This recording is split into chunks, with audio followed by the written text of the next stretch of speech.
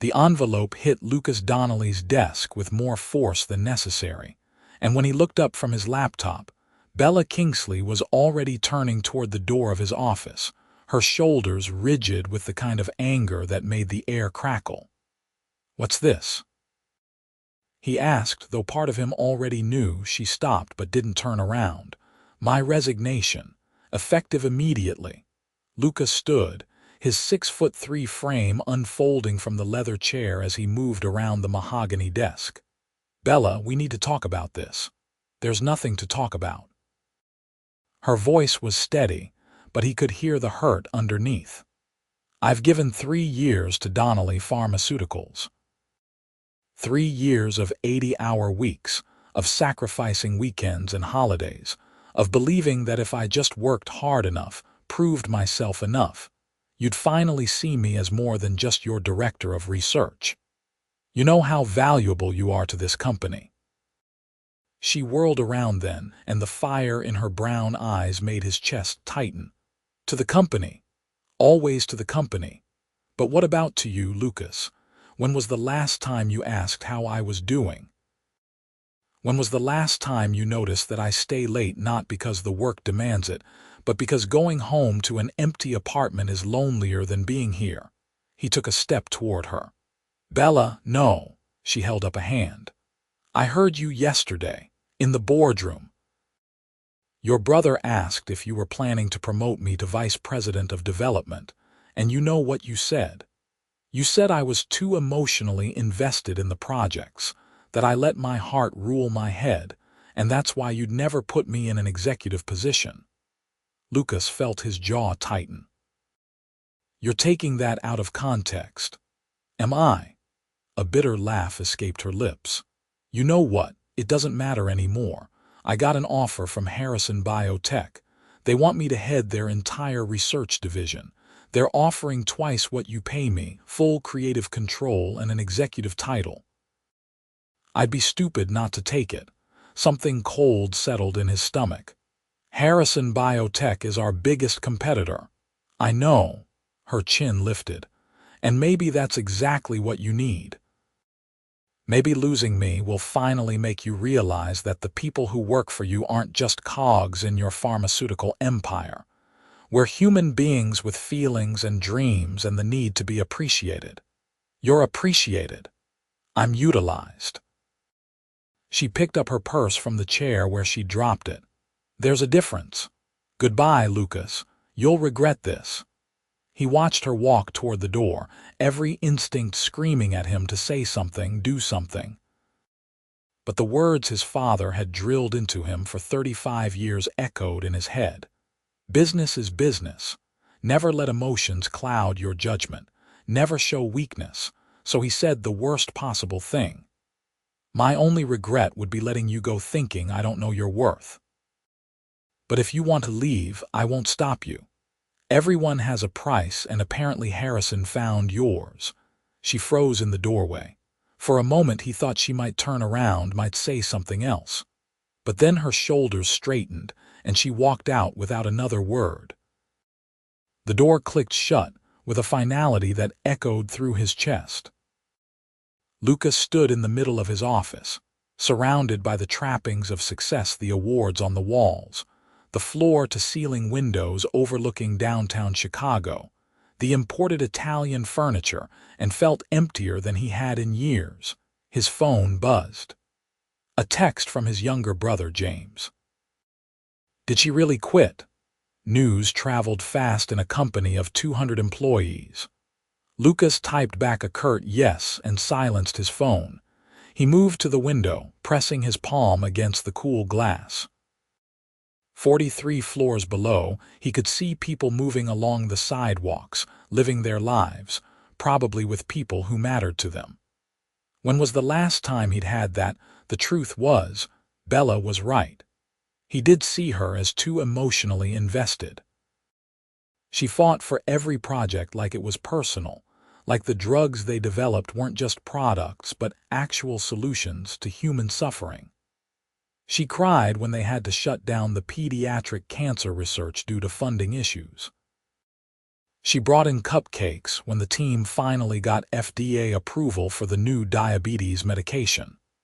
She learned everyone's names, remembered their kids' birthdays, asked about their lives, and he'd written it off as weakness.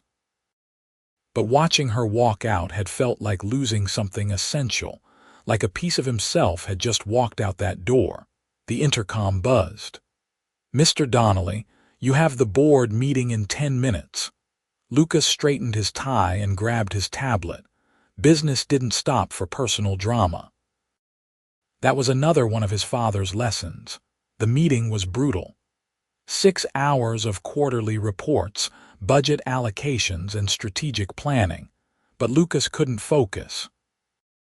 He kept seeing the hurt in Bella's eyes, kept hearing the tremor in her voice when she'd asked if he'd ever seen her as more than an employee. When had he stopped seeing her at all? He remembered the day she'd interviewed for the research position. Fresh out of her doctorate program, brilliant but inexperienced, passionate about developing treatments for rare diseases because her younger sister had died from one.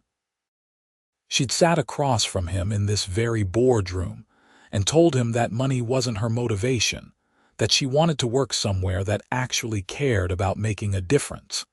He'd hired her on the spot, and then he'd watched her transform the entire research department. She'd increased their success rate by 40%, had 3 drugs currently in clinical trials that could change the treatment landscape for millions of people, and had built a team so loyal they'd probably follow her anywhere, including to Harrison Biotech, he realized with growing dread. Bella knew every project they had in development, every strategy, every weakness. If she wanted revenge, she could destroy him. But even as the thought crossed his mind, he knew she wouldn't. That wasn't who Bella was. The board meeting finally ended at 7. Lucas returned to his office to find his brother waiting in one of the visitor chairs. "You look like hell," James said without preamble. "Thanks. You going to tell me what really happened with Bella?" Lucas poured himself a scotch from the bar cart, considered offering one to James, then poured a second glass anyway. "She quit. You already know that. I know she's been in love with you for at least a year and you've been too blind or too stubborn to do anything about it." The glass stopped halfway to Lucas's lips. "What?" James shook his head. "For someone brilliant enough to build a pharmaceutical empire, you're an idiot about people. Everyone in this company knows Bella has feelings for you, everyone except apparently you." Lucas set down his glass. "She never said anything. Because you're her boss, because you've made it crystal clear that you don't mix business with personal feelings, because every time someone asks you about your personal life, you shut down the conversation like it's classified information." James leaned forward. "Lucas, when was the last time you went on a date? When was the last time you let yourself care about someone? That's not relevant. It's completely relevant. You're 40 years old and you live like a monk dedicated to the church of pharmaceutical profits. Dad's been dead for 5 years. You don't have to keep living by his rules." The words hit harder than they should have. "This company is Dad's legacy. No, this company is your life's work. You took what Dad built and tripled it. You've developed medications that have literally saved lives. But you're so busy being the CEO that you forgot how to be a person." James stood. "And now the one person who actually saw through your walls and cared about you anyway is gone. So the question is, what are you going to do about it?" After James left, Lucas sat in his darkening office and pulled up Bella's personnel file on his computer. 3 years of exemplary performance reviews, 2 industry awards, a publication record that most tenured professors would envy. Letters of recommendation from colleagues calling her a genius, a visionary, the heart of the research department, and his own notes from her last review, typed in his usual clinical style. Dr.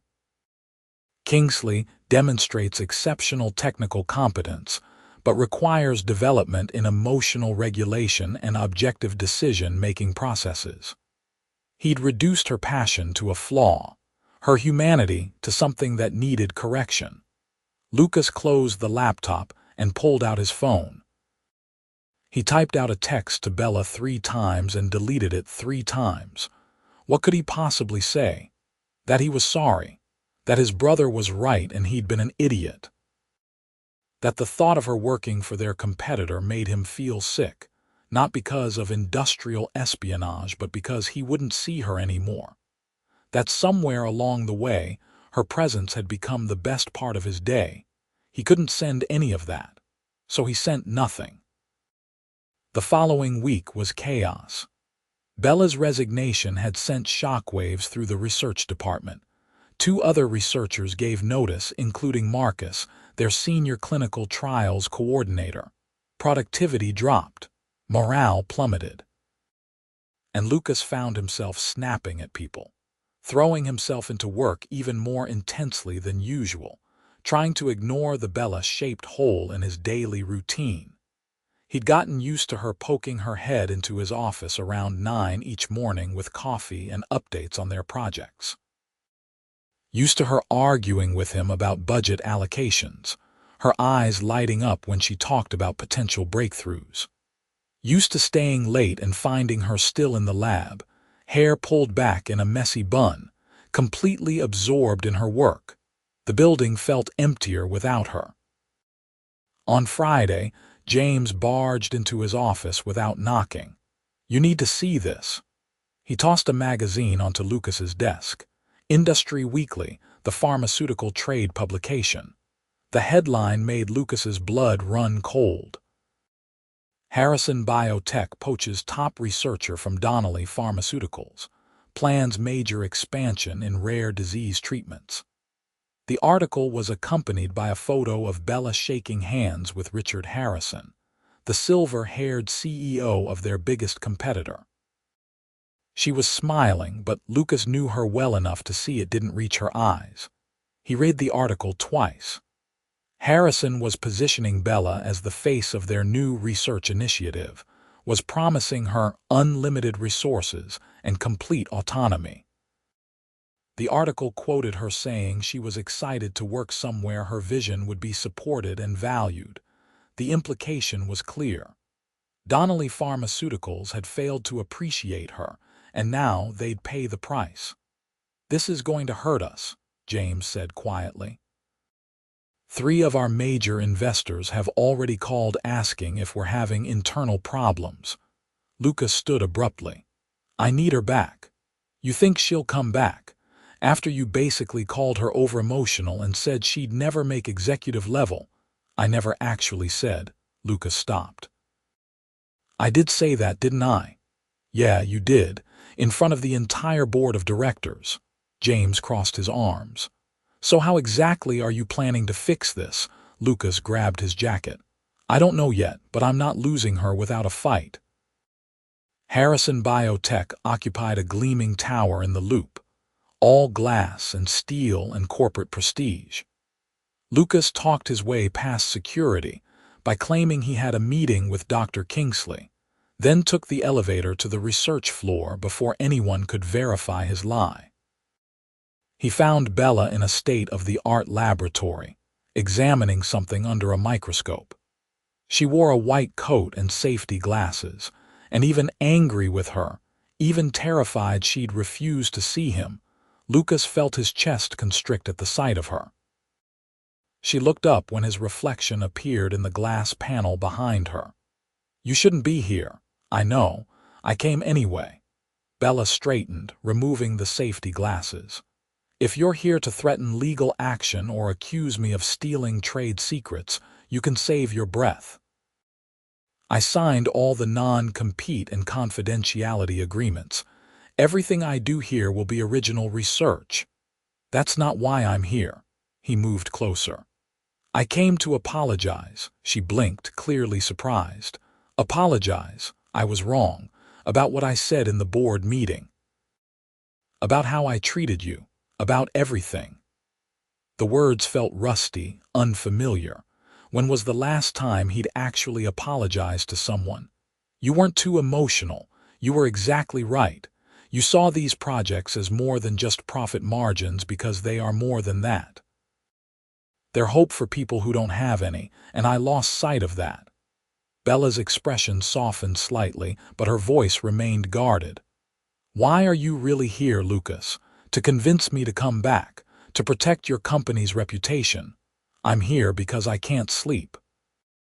Because I walk past your office every morning and it feels wrong that you're not there.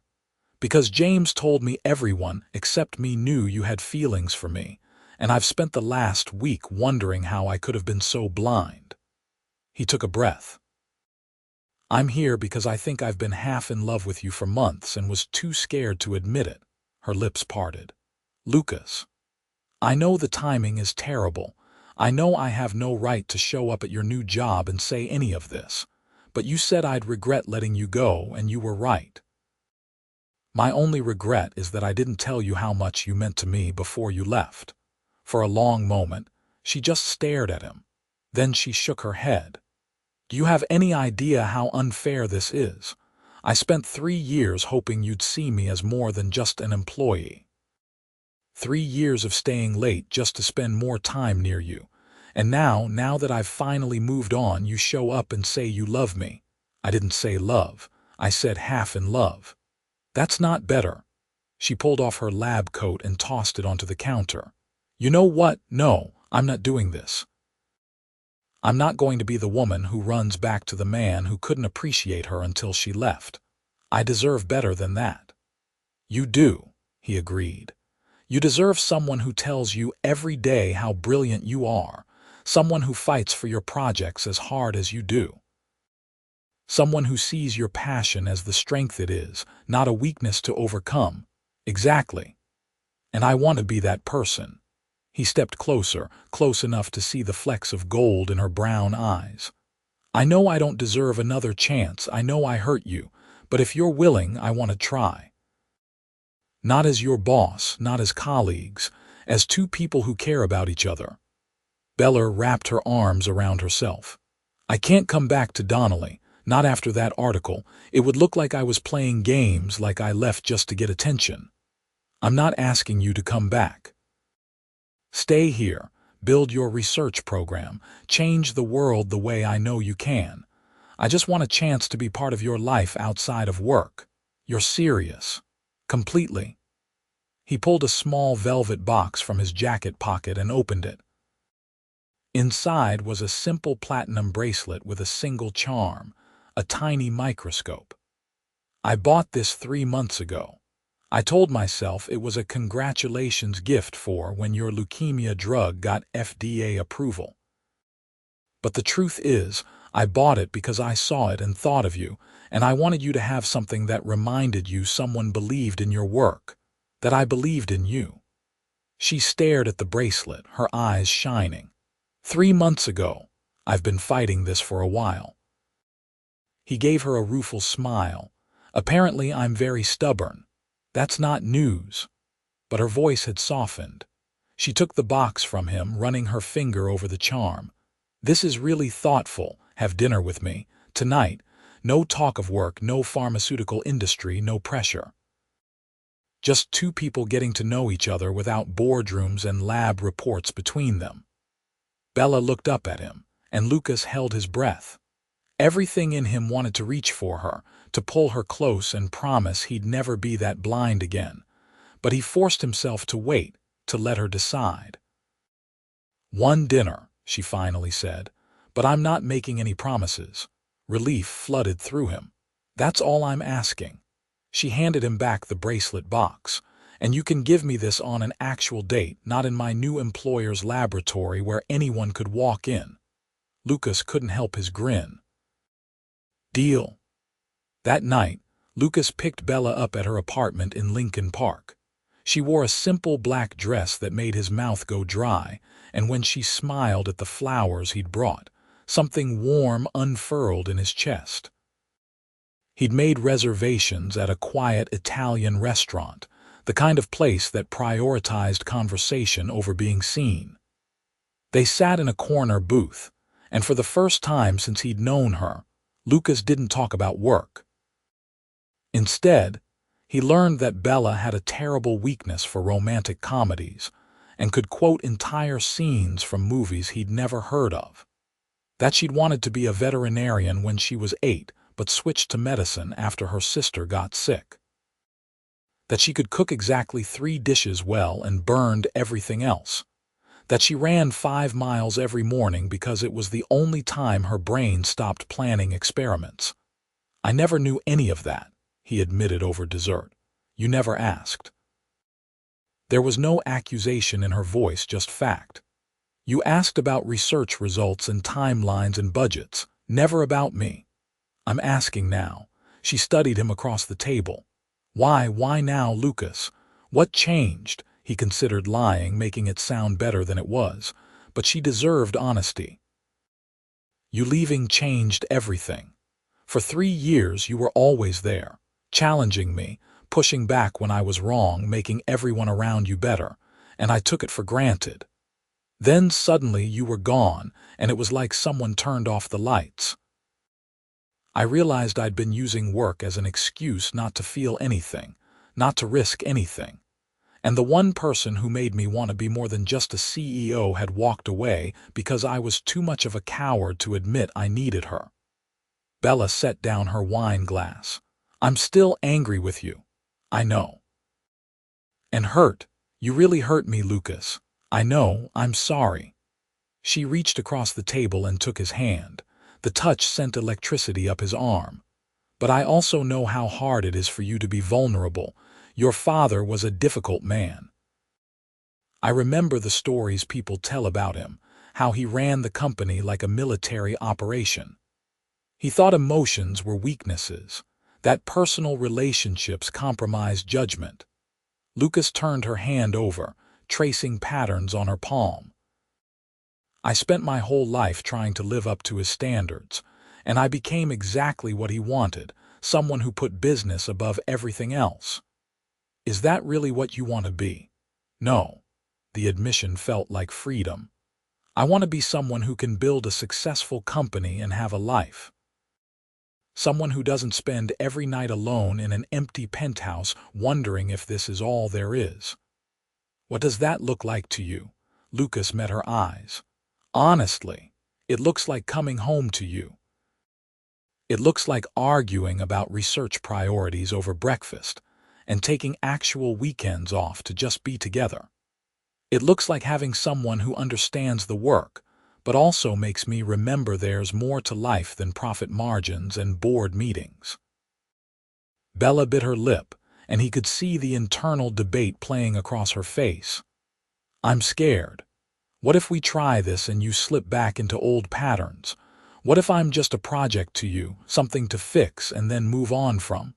I can't promise I'll be perfect.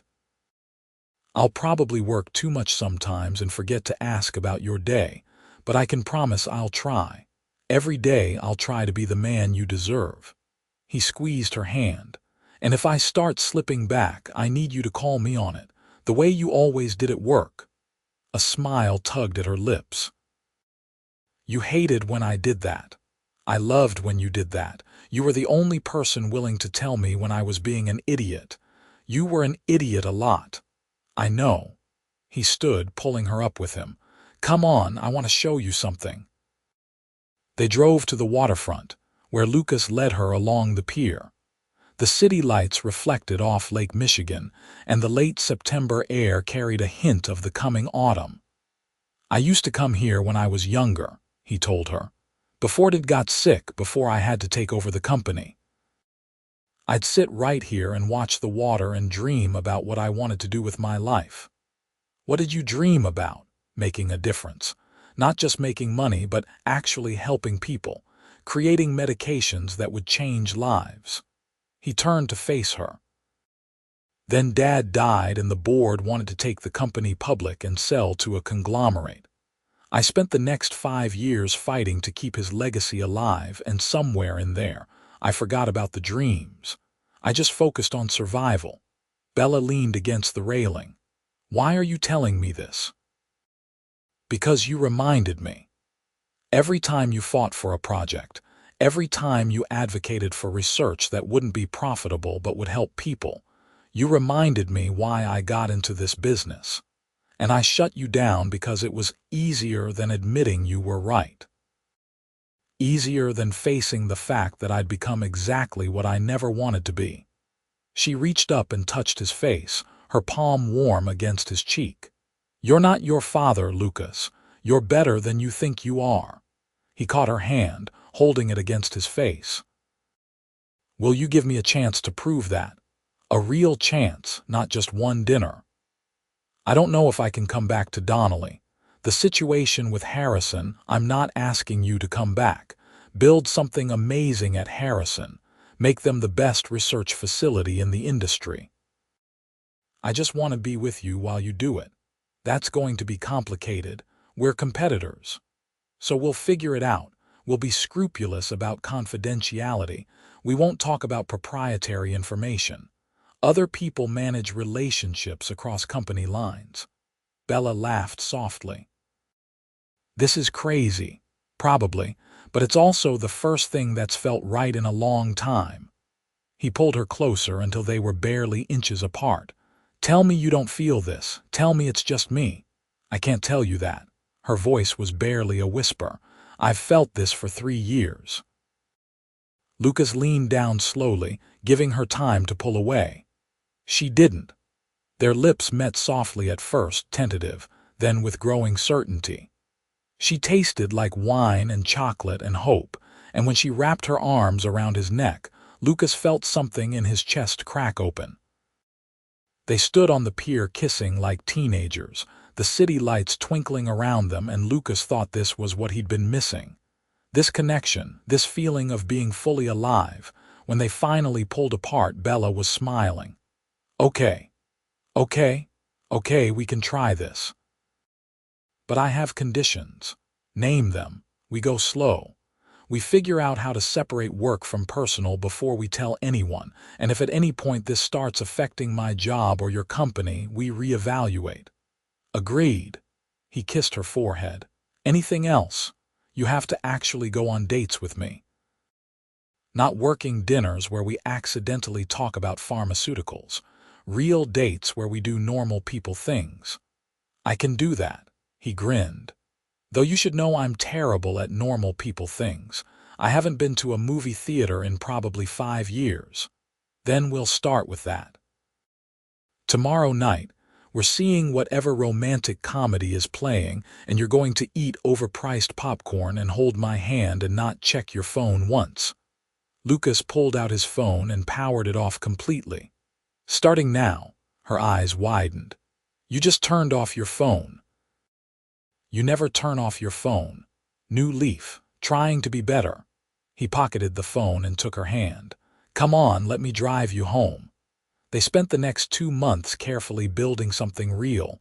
True to his word, Lucas showed up for actual dates. They went to movies and museums, took walks through the botanical gardens, spent Sunday mornings at brunch spots where nobody knew them. He learned that Bella sang off-key in the shower and had a competitive streak a mile wide when it came to board games.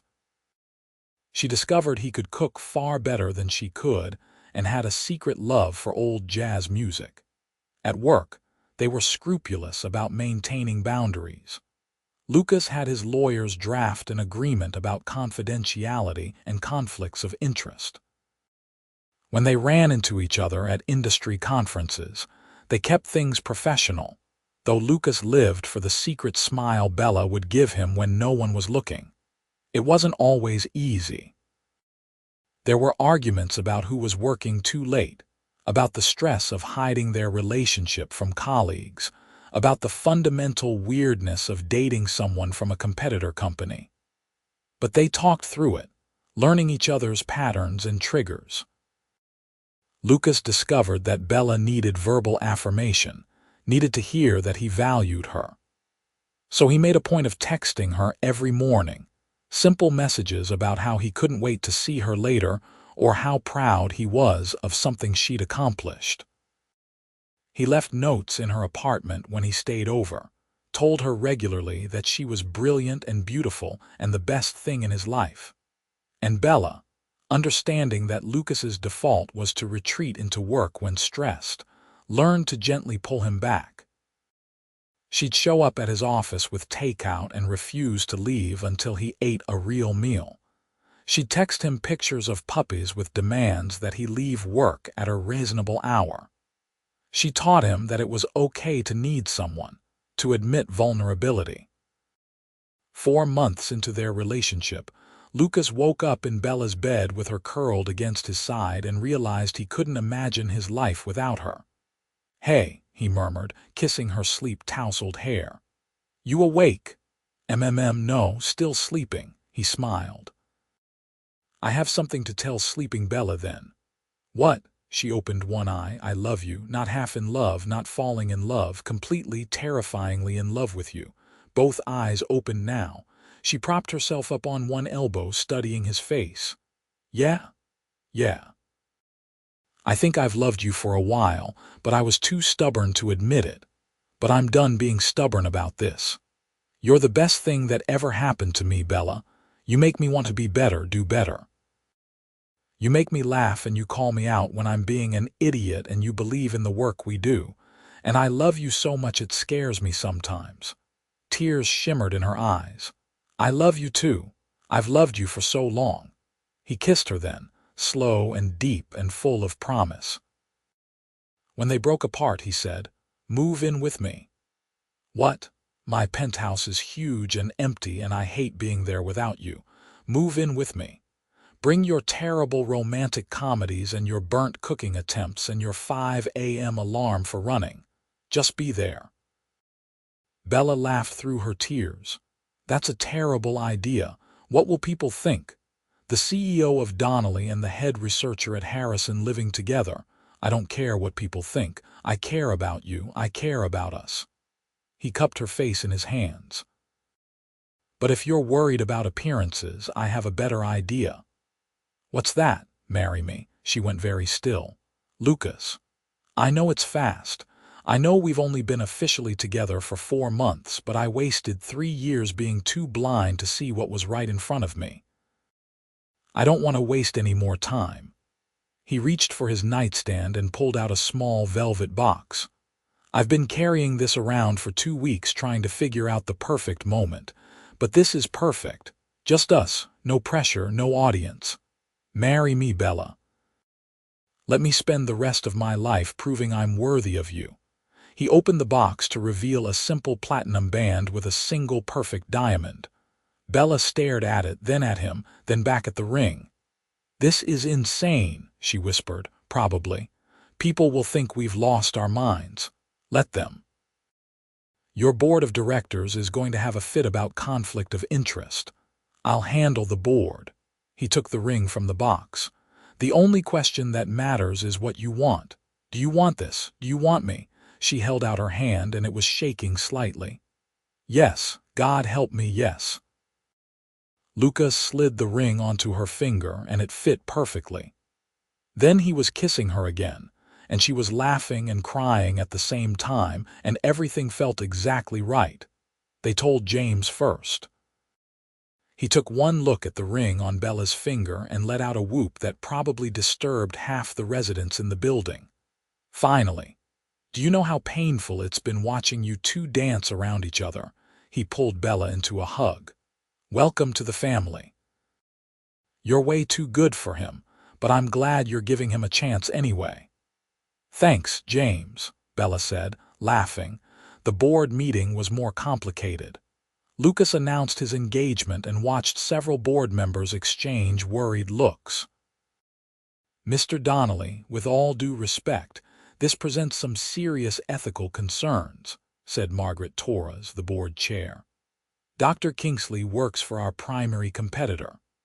"I'm aware, which is why Bella and I have already worked with legal to draft comprehensive conflict of interest protocols. We don't discuss proprietary information. We maintain separate finances for business purposes, and we've both signed additional confidentiality agreements. Everything is completely above board." And if Harrison uses this relationship to gain competitive advantage, they won't, because Bella has more integrity than anyone I know.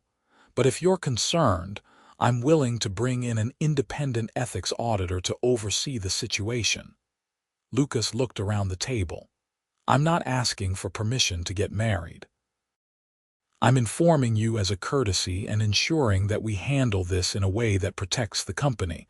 But make no mistake, this is happening. There was a long silence. Then Margaret smiled slightly. Your father would have had an aneurysm.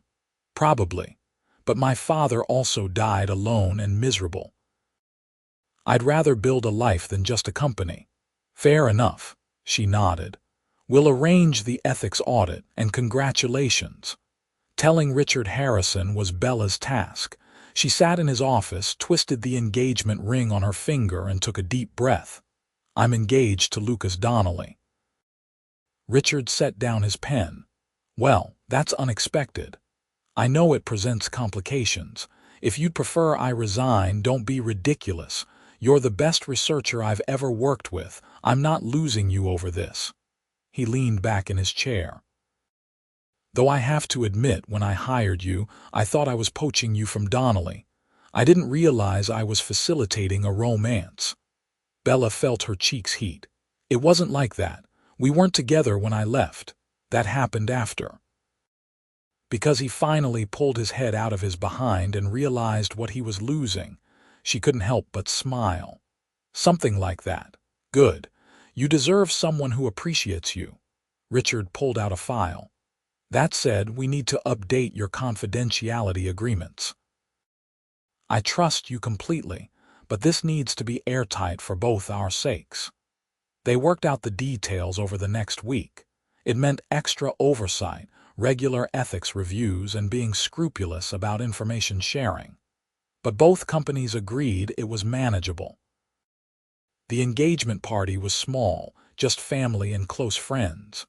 Lucas's mother, who he'd been half convinced would disapprove, hugged Bella and whispered, "You brought my son back to me." I'd almost forgotten he knew how to smile. Bella's parents flew in from Oregon, and her father pulled Lucas aside for what he later described as the most terrifying conversation of my life. "I've read about you," Dr. Theodore Kingsley said. "Built a pharmaceutical empire, tripled your father's revenue, reputation for being ruthless in business." "Yes, sir. My daughter is the most important person in my world. She's brilliant and kind and too forgiving for her own good sometimes. If you hurt her, I will find a way to make you regret it. Are we clear?" Lucas met his eyes. "Crystal clear. But you should know, I have no intention of ever giving you that reason. I spent 3 years being an idiot. I'm done wasting time. I plan to spend the rest of my life making her happy." Theodore studied him for a long moment, then nodded. "See that you do." They got married 3 months later in a small ceremony at the Botanical Gardens where they'd had their third date. Bella wore a simple white dress and carried wildflowers, and when Lucas saw her walking down the aisle, he felt his throat close up. She was everything. How had he not seen it before? The ceremony was short and sweet. They wrote their own vows, and when it was Lucas's turn, he took Bella's hands and said, "You told me I'd regret letting you go, and you were right. My only regret is all the time I wasted being too scared to admit I needed you. You challenged me to be better, to remember why this work matters, to see people instead of just problems to solve. You gave me a life beyond the company, a reason to come home, a future worth building. I promise to cherish you, to fight for us the way you've always fought for what you believe in, and to never take for granted how lucky I am to have you. I love you, Bella, today and always."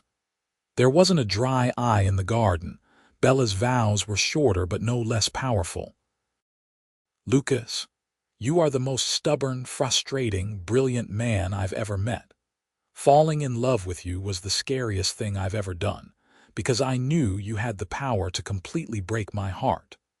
But you're also the kindest person I know, even when you try to hide it behind boardroom bravado. You believe in making a difference even when it's not profitable. You push me to be my best self, and you make me feel seen in a way no one else ever has. I promise to call you out when you're being an idiot, to remind you there's more to life than work, and to love you through all the messy, complicated parts of building a life together. You're my home, Lucas, and I can't wait to see what we build. They honeymooned in Italy for 2 weeks, and Lucas turned off his phone the entire time. They ate too much pasta, drank too much wine, and stayed in bed far too late every morning. They talked about everything and nothing, made plans for the future, and simply enjoyed being together without the pressures of work and responsibility. "I want kids," Bella said one night as they sat on their hotel balcony overlooking the Amalfi Coast. "Maybe not right away, but someday." "Is that something you want?" Lucas pulled her closer. "I want everything with you. Kids, a house with a yard for those kids to play in, family vacations where we're terrible tourists, all of it." "Good," she kissed him, "because I want to build a life, not just careers. I want messy and chaotic and wonderful. We can do that." And they did. Over the next 2 years, they bought a house in Evanston with enough space for both a home office and a nursery. Bella's research program at Harrison flourished, and she successfully brought 3 drugs to market that transformed treatment options for rare diseases. Lucas restructured Donnelly Pharmaceuticals to focus more on research and less on pure profit, establishing a foundation to fund development of medications for diseases that affected small patient populations. They still competed in business, but they learned to celebrate each other's successes. When Harrison won a major FDA approval, Lucas took Bella out to dinner and toasted her brilliance. When Donnelly secured a partnership with a major research university, Bella was the first to congratulate him. Their first child, a daughter they named Sophia, was born on a snowy January morning. Lucas held her tiny hand and felt his entire world shift again. He thought of his father, of the cold efficiency he'd taught, and promised his sleeping daughter that he'd do better. That he'd be present, would know her, would let her see that success and love weren't mutually exclusive.